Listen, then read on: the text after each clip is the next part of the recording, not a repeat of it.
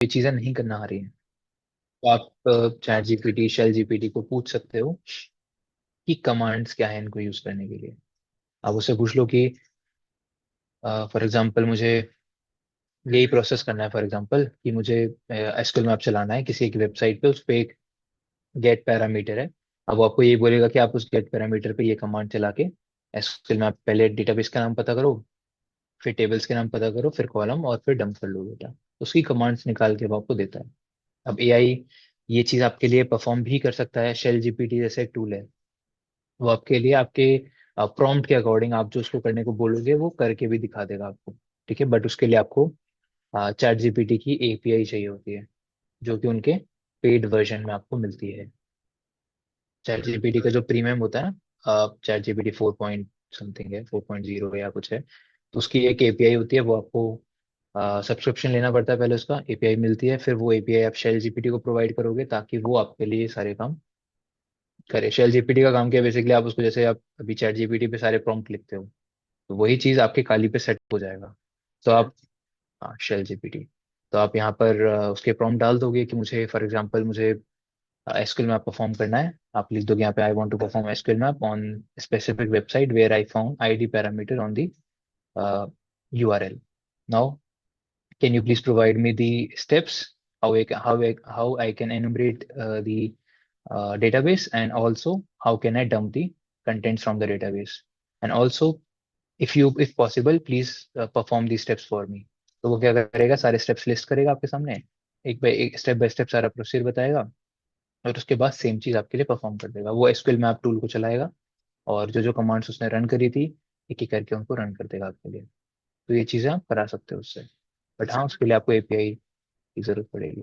Telegram चाहते हैं, काफी आते हैं उसमें, कैमरा हैकिंग, मोबाइल हैकिंग करके, तो वो भी इसी तरीके से यूज होता नहीं, वो तो चैटबॉट है ना, वो एआई थोड़ी है। जरूरी नहीं कि एआई से इम्प्लीमेंटेड हो। है। उनको तो प्री मतलब कुछ कंटेंट दे दिया जाता है, और आप जो क्वेश्चन करते हो उसके अकॉर्डिंग वो उसका कंटेंट का रिस्पॉन्स करते हैं। जैसे अगर आपने उसको बोला, अगर उसके मान लो आपने कुछ क्वेश्चन उससे पूछा कि मुझे ये हैक करना है या वो हैक करना है, तो वो अगर उसके पास उसका आंसर होगा उस स्पेसिफिक क्वेरी का जो आपने पुटअप करी है, तो वो आपको प्रोवाइड करेगा। अदरवाइज फिर वो आपको रैंडम कुछ भी दे सकता है, आर्टिकल्स वगैरह दे सकता है कि आप इस आर्टिकल को रेफर कर सकते हो। ठीक है, तो वो चैटबॉट का कॉन्सेप्ट अलग होता है, बट हाँ, अब आजकल एआई से भी इम्प्लीमेंटेड चैटबॉट्स आपके पास अवेलेबल हैं जो ह्यूमन की तरह बात करेंगे। और टेलीग्राम पे पता नहीं मेरे को कोई है ऐसा या नहीं, बट वैसे बस वो तो आपका ह्यूमन बेस्ड एआई है। जो आपका चैटबॉट है जो कम्प्लीटली आपसे आप चैट शेल जीपीटी भी है जो आपकी हो जाएगा, और फिर आप उसको जो भी पूछेंगे रिस्पॉन्स करेगा, और आपके अकॉर्डिंग वो परफॉर्म करके दिखाएगा। चलिए, समझ आ गया ये सारी चीज़ आप लोगों को। तो अब ये चीज़ें परफॉर्म कर लीजिए, और ये मॉड्यूल मैंने आपको बताया था, ये 3 मॉड्यूल्स बहुत ज़्यादा इंपॉर्टेंट हैं। इनको दोबारा से रिवाइज कर लीजिए। इसमें जितने भी मैंने आपको अटैक्स बताए हैं, वल्नरेबिलिटीज बताई हैं, इन सभी के बारे में पढ़ लीजिए, डेफिनेशन याद कर लीजिए इसकी, क्योंकि इंटरव्यू यहीं से स्टार्ट होगा और यहीं पे भी खत्म हो सकता है। उसके अलावा कुछ पूछे ही ना आपसे, सिर्फ नहीं एसक्यूएल नहीं, पूरा वेब एप्लीकेशन वाला पार्ट। ठीक है, तो पूरे इंटरव्यू में सिर्फ यही चीज़ें भी हो सकती हैं, और हो सकता है कि और भी कुछ हो सकता है। नेटवर्किंग के क्वेश्चन हो सकते हैं, सिनेरियो बेस्ड क्वेश्चन होते हैं कि भाई आपके सामने एक पैरामीटर है, फॉर एग्जांपल फाइल नाम का। अब आप उस पर क्या, कौन कौन सी वल्नरेबिलिटीज टारगेट कर सकते हैं। तब आपके दिमाग में जो जो आ रहा है आप उसको बताइए, और एक्सप्लेनेशन देते चाहिए कि मैंने ये क्यों ट्राई किया, इस पैरामीटर पे ये क्यों ट्राई किया, ये क्यों नहीं किया। तो उसको बताते जाइए आप। उसके लिए आपको पहले सारी वल्नरेबिलिटीज के बारे में इंफॉर्मेशन पता होनी चाहिए कि किस तरीके की कौन कौन सी वल्नरेबिलिटीज अवेलेबल है। जो थर्ड पार्टी वेबसाइट्स होती हैं, जैसे अभी कलर ट्रेडिंग बहुत ज्यादा चलने लगा था। कैसे colour trading, colour, colour trading, सुना तो है मैंने। ये कलर आइडेंटिफाई करना पड़ता है आपको, 3 4 कलर होते हैं right? पैसा लगाना पड़ता है उसमें। वेबसाइट को मान लीजिए हम लोग कुछ हैकर करते हैं, तो वो हमारे खिलाफ कंप्लेन कर सकते हैं। करेंगे, क्यों नहीं करेंगे, क्योंकि वो तो थर्ड करेंगे। पार्टी है ना, थर्ड पार्टी कुछ भी नहीं है। नहीं, ऐसे इलीगल नहीं है। अब जिसको पब्लिक यूज कर रही है वो इलीगल कैसे हो सकती है। ऐसा नहीं है, अभी तो लीगल है ना अभी इंडिया में। अब आप उसमें कुछ करोगे तो कुछ भी नहीं होगा। अगर इलीगल होती तो इंडिया में आप एक्सेस नहीं कर पाते ना उसको, वीपीएन या किसी और के थ्रू एक्सेस करते। तो ऐसा नहीं है कि आप उन वेबसाइट्स पे कुछ करो तो वो आपके अगेंस्ट कुछ एक्शन नहीं लेंगी। एक्शन ले सकती है, ले सकती है। अब ले या ना ले वो बात अलग है कि कितना मतलब आपने क्या करा उस पर डिपेंड करता है, कितना इम्पैक्ट आपने उनको करा है उस पर डिपेंड करता है। इनमें बहुत सारी इन एप्लीकेशंस पे आती है बहुत सारी वल्नरेबिलिटीज कि खासकर ये वाली बिजनेस लॉजिक वाली कि उनके बिजनेस को अफेक्ट करती है वो, मतलब आपके वॉलेट में कितने पैसे हैं उसको डबल कर सकते हो, हाफ कर सकते हो, ऐसे वल्नरेबिलिटीज आती रहती है उनके अंदर। एक से मेरे फ्रेंड था, उसने इसी कलर ट्रेडिंग पे उसके अकाउंट में 10 लाख रुपीज हो गए थे। उसने विड्रॉ कर उसका अकाउंट बैक कर दिया। मतलब विड्रॉ नहीं कर पाया ना अभी? अपने आप ही हो गए तो उसमें किसी। करा होगा ट्राई। अच्छा अच्छा अच्छा। हाँ देखो वो आपके हर एक चीज को ना मॉनिटर कर रहे होते हैं एक्टिविटीज को, तब आप कुछ भी करोगे तो वो ध्यान में रखेंगे कि भाई क्या कितना अमाउंट है, कितना ट्रांजैक्शन है। खासकर वो बड़े फिगर्स को मॉनिटर करते हैं। छोटा मोटा करोगे तो उतना नहीं पड़ेगा, जैसे आपके पास 10 थे आपने उसको 50 कर दिया, उतना फर्क नहीं पड़ेगा। लेकिन आपने 10 को 10 लाख कर दिया, उस पर मॉनिटर करेंगे ना वो। मान लो वो बड़े फिगर्स को ही कैलकुलेट करते हैं कि 10,000 से ऊपर वाले, 20,000 से ऊपर वाले को मॉनिटर करके रखेंगे, उससे नीचे का हमें कोई मतलब नहीं है। ये चीजें आपको समझ आनी चाहिए। अब आप इतना लालची हो जाओगे कि भाई मुझे 10 लाख ही चाहिए सीधे, फिर पकड़े भी जाओगे आप। लीगल वेबसाइट को करें तो अब इलीगल अब वेबसाइट्स। वो illegal- हाँ देखो इलीगल वेबसाइट इसलिए तो मैं कह रहा हूँ, जो चीज लीगल है उस पर आप नहीं कर सकते उसको, वो एक्शन ले सकते हैं आपके ऊपर। इलीगल वेबसाइट आपके ऊपर एक्शन नहीं ले पाएंगे उतना जल्दी। उनको वो इग्नोर भी करेंगे आपके उस एक्शन को। वो एक्शन लेना प्रेफर नहीं करेंगे। कर सकते हो आप उनके ऊपर, बट वही है कि अ, आप कुछ कह नहीं सकते कि हो सकता है उसने पहले ही कुछ आपके बारे में इंफॉर्मेशन निकाल ली हो, कुछ ले लिया हो। कह नहीं सकते कभी, क्योंकि इलीगल वेबसाइट्स बैन किसी रीजन से की जाती है, राइट।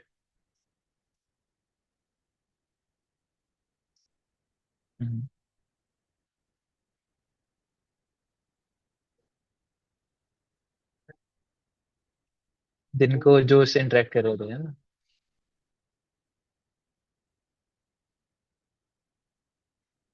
तो वही आपको पता नहीं ना कि कोई वेबसाइट क्यों बनाई गई है, किस रीजन से बनाई गई है। मान के चलो किसी से ये अ, हाँ मतलब ये जो क्या बोलते हैं आपके पुलिस डिपार्टमेंट है, किसी एजेंसी ने वो वेबसाइट बना रखी है और वो यही ट्रैक करना चाहते हैं कि कौन कौन इस वेबसाइट पे आ रहा है, इंटरेक्ट कर रहा है, क्या कर रहा है, नहीं कर रहा है। तो आपको नहीं पता ना कि किस रीजन से कौन सी वेबसाइट बनाई गई है।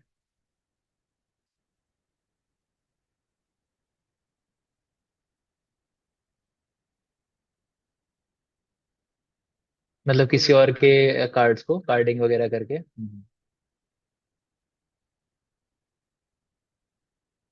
वैसे ही जमा करा है उसने।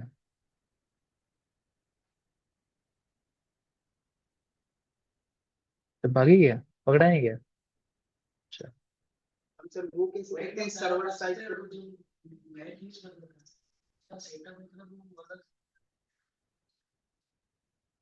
तो उसमें ना वो ना वीपीएन और फायर वॉल बहुत कुछ सेटअप कर रखा होगा।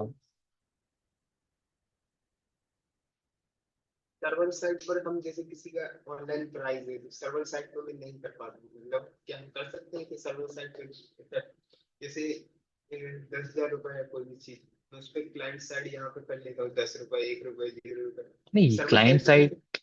क्लाइंट साइड तो आप इंस्पेक्ट एलिमेंट पे जाके करते हाँ हो वही ना, वही तो तो वो क्लाइंट तो कुछ नहीं है। वो तो हाँ सर्वर साइड वाली तो वल्नरेबिलिटी होती है ना, ये वल्नरेबिलिटी थोड़ी है। ये जो आपने क्लाइंट साइड में करा है ये तो वल्नरेबिलिटी नहीं है ना। वल्नरेबिलिटी तभी होगी जब आप, जैसे मैंने आपको बताया था ना कि वेबसाइट्स पे पैरामीटर टेम्परिंग की वल्नरेबिलिटी होती है, जहाँ पे आप प्राइस के पैरामीटर, तो वो सर्वर साइड वल्नरेबिलिटी ही है, क्लाइंट साइड नहीं है। से तो कर नहीं सकते ना क्लाइंट साइड से सर्वर साइड। फिर तो क्लाइंट साइड ही बैठा हुआ नहीं है। जैसे आप ये सब कर सकते हो। बर्ब सूट से ये तो करा जाता है। आपने रिक्वेस्ट को कैप्चर कर लिया बर्ब सूट पे। अब फाइनली वो रिक्वेस्ट को आगे भेजने से पहले आपने उसको टेम्पर कर दिया। हाँ, रिपीटर और उसकी मदद से आपने उस रिक्वेस्ट को रोका और उसमें प्राइस के पैरामीटर को चेंज कर दिया। जैसे इसका एक एग्जांपल मैं आपको जल्दी से एक बार दिखा देता हूँ। इसी वेबसाइट पे एक है, इसी पे क्या नाम है आपका, वो याद नहीं है कौन से वाले पे है। इस पे या इस पे है शायद, वेबकूट पे है।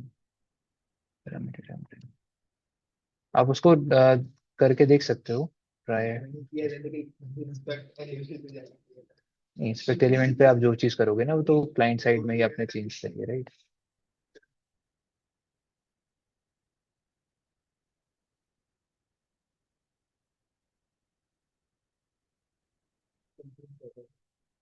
पैरामीटर टेम्परिंग ये रहा।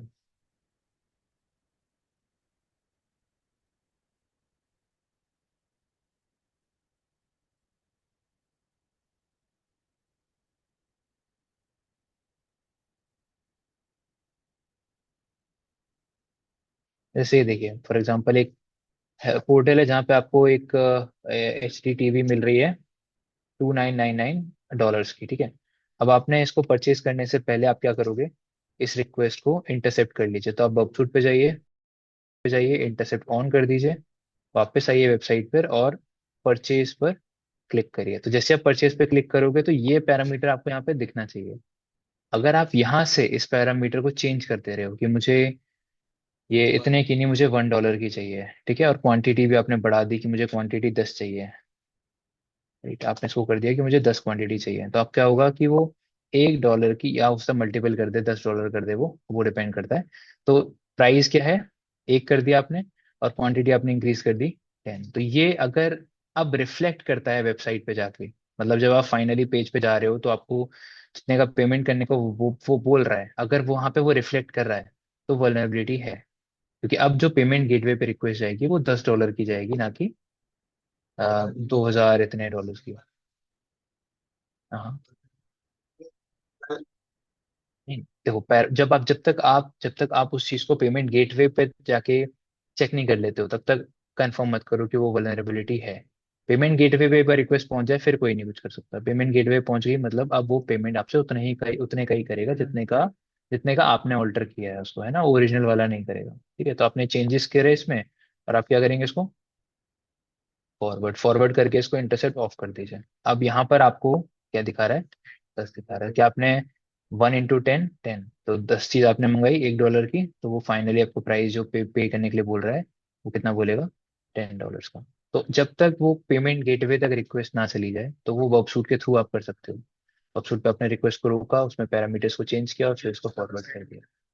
हाँ, ये चीज सब चेक करने कोई बैठेगा तो उसको पता चलेगा कि हाँ आपने ओरिजिनल प्राइस में कुछ ना कुछ चेंजेस करे होंगे। अगर उनने चेक करा तो बड़ी कंपनी है, और मतलब मान के चलो उनके बहुत सारे इतने ट्रांजेक्शन होते रहते हैं तो वो चेक भी नहीं करते हैं। ठीक है, उनको लगता है कि शायद यूजर, आप इतना भी मत करो ना कि अब उनको लगेगा कि आपने कोई कूपन कोड लगाया होगा या कुछ लगाया होगा, है।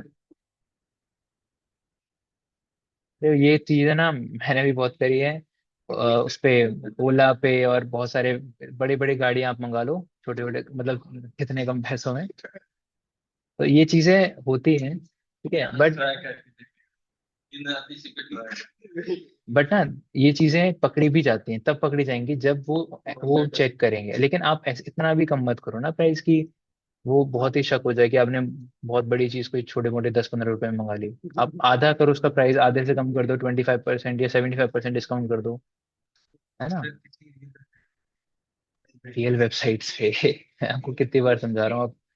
आप बग बाउंटी प्लेटफॉर्म पहले रजिस्टर कर लो, फिर जो वेबसाइट आपको मिल रही है उस पर जितना सा ट्राई करना है आप सारी चीज ट्राई कर लो। बग बाउंटी वेल प्लेटफॉर्म से आप लोग रजिस्टर कर लो, फिर वेबसाइट। यार अब मुझे काम करने दो, अभी रहने दो क्या। ये बगसूट चालू कहाँ है अभी आपका भाई। अरे बग चालू करना है ना, ये तो अभी आपने फॉक्सी प्रॉक्सी करा है ना। फॉक्सी प्रॉक्सी तो चालू है ही, बग चालू नहीं ना। चलिए बाकी चीजें नेक्स्ट क्लास में करेंगे, तो मीटिंग में एंड कर रहा हूँ अभी।